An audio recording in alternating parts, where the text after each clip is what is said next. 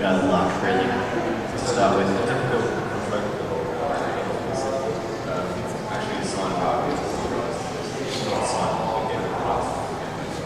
Yeah, there wasn't really any contract involved in doing that as well. It's like, here's the designs and the things I've done.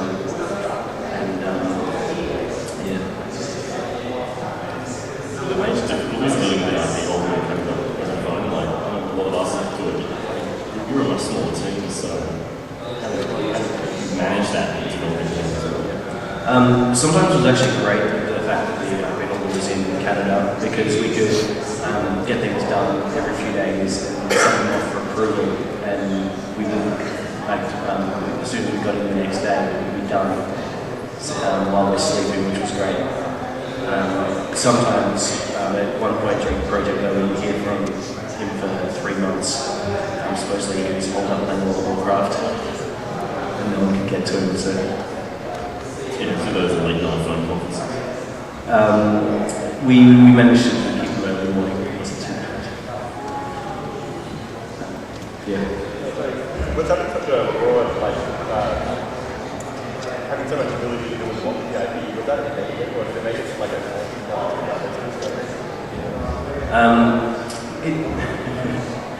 it was quite daunting. The fact, well, we had characters to work with, which was good, and that enabled us to kind of just explore what characters could do and how you could interact with those characters. And there wasn't too much that was suggested that was turned down. Yeah, thanks for helping me along with questions, guys.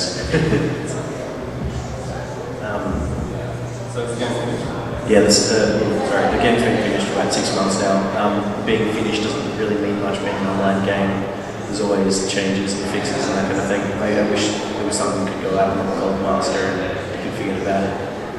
But yeah, it's on there and been doing pretty well.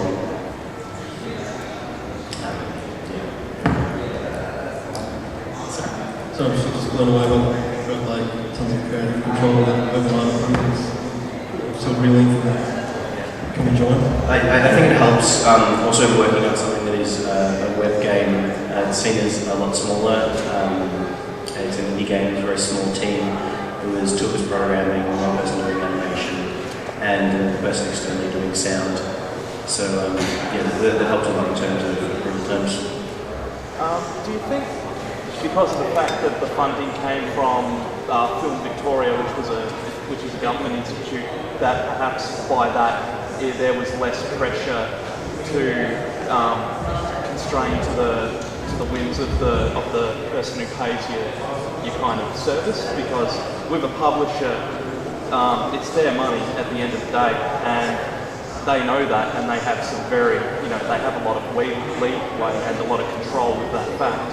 Do you think getting government funding kind of changed that a little bit, or?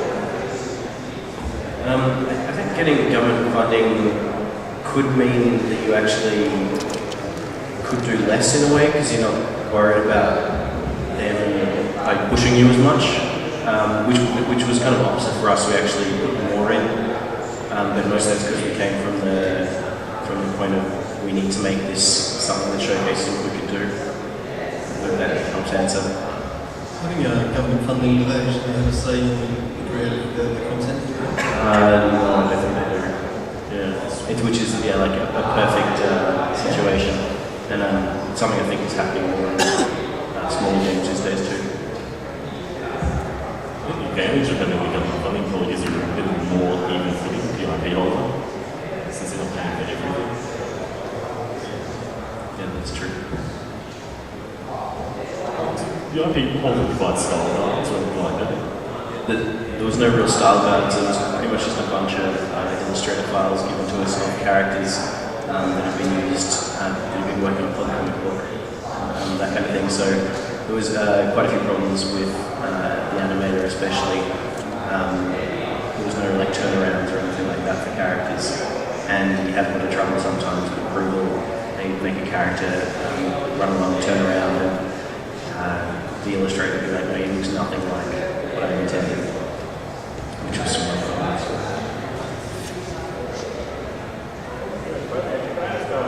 How did the fans react to that sort of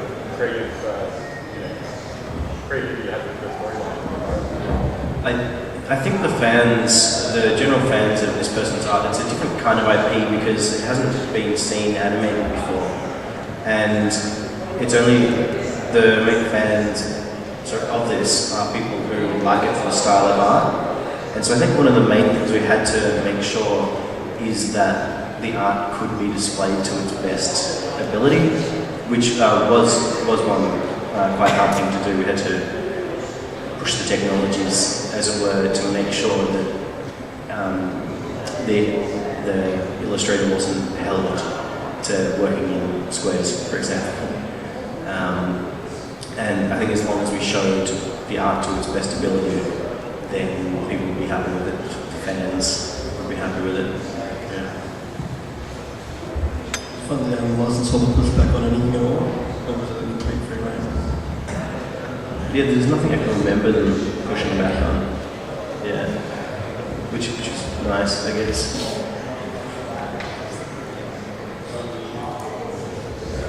This is a question for the whole panel.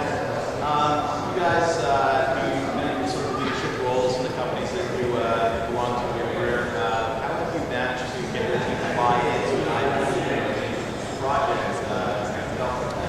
Might not be immediately interested in something else. How do you get them actually interested in buying something? With a very large scale. I was going to say, like, those big fluffy jeans, you have to be a cheerleader. There's a lot of positive reinforcement. What does this mean? Spend the time and do this. Well, you've really just got to have a game, like, regardless of license, it's a fun game to play.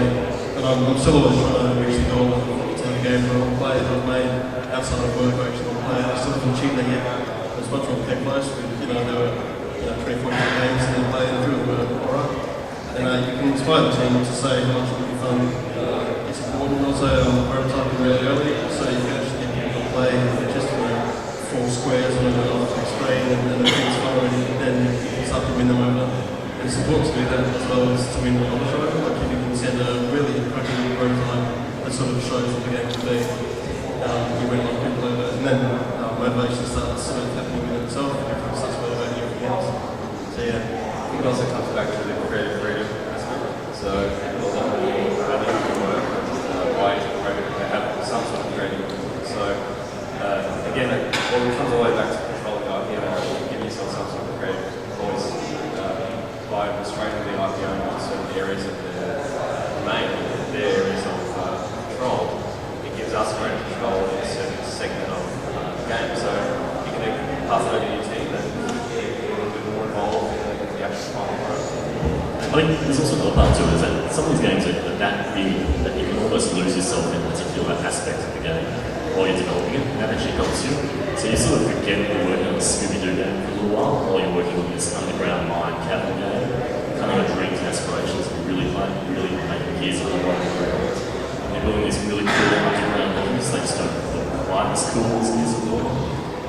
But I think you really find fun in still making levels and making things, regardless of what your IP is.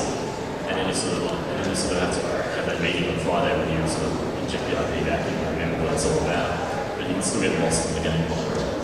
Do you guys think that IP owners understand games better now? And does that help?